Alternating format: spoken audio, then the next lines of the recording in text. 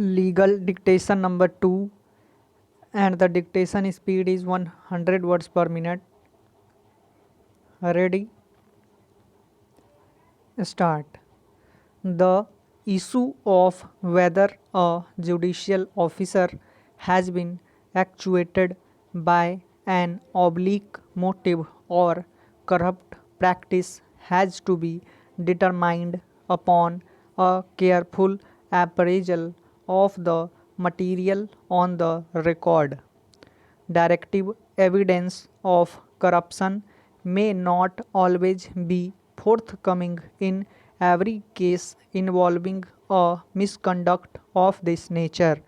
A wanton breach of the governing principles of law or procedure may well be indicative in a given case of a motivated, if not reckless, disregard of legal principle.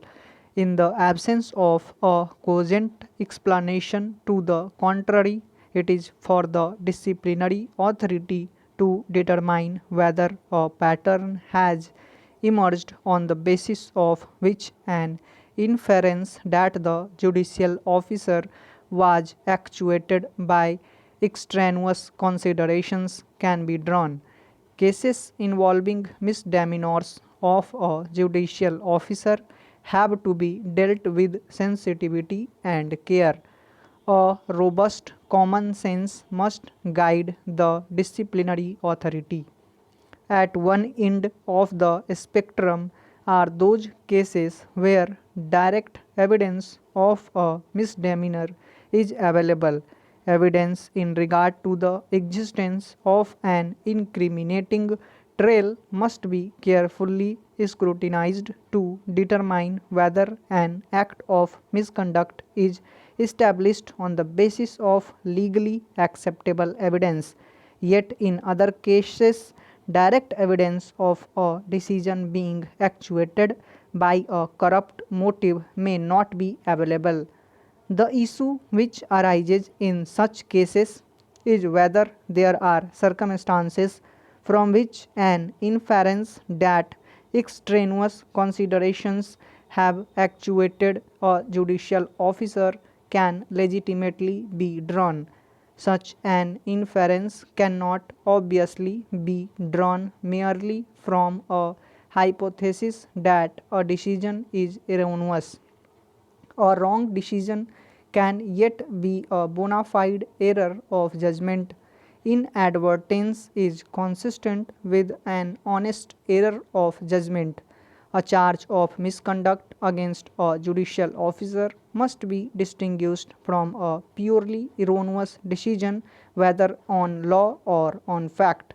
The legality of a judicial determination is subject to such remedies as are provided in law for testing the correctness of the determination.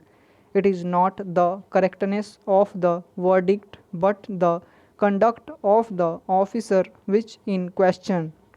The disciplinary authority has to determine whether there has emerged from the record one or more circumstances that indicate that the decision forms the basis of the charge of misconduct was not an honest exercise of judicial power. The circumstances let into evidence to establish misconduct have to be sifted and evaluated with caution. The threat of disciplinary proceedings must not demotivate the honest and independent officer.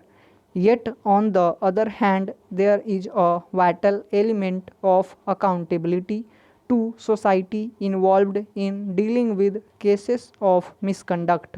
There is, on the one hand, a genuine public interest in protecting fearless and honest officers of the district judiciary from motivated criticism and attack.